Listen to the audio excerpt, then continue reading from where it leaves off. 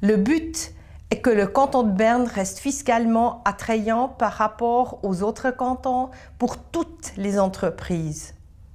Les entreprises qui dégagent un bénéfice net de plus de 63 000 francs par année sont aujourd'hui trop fortement taxées dans notre canton.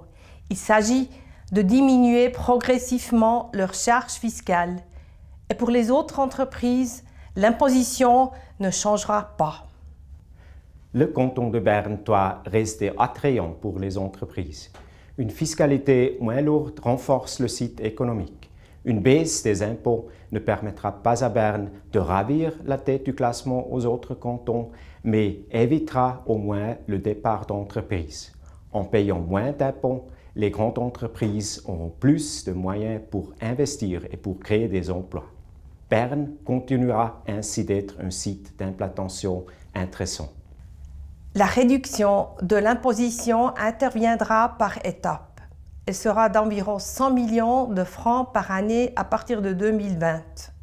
100 millions, cela correspond à 1% de toutes les recettes fiscales du canton.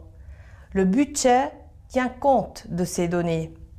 Ces baisses fiscales n'entraînent donc ni de déficit dans les comptes, ni de hausse d'impôts pour les citoyennes et les citoyens bernois.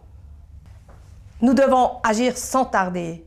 Si la révision ne passe pas, une partie des entreprises de notre canton serait lourdement pénalisée.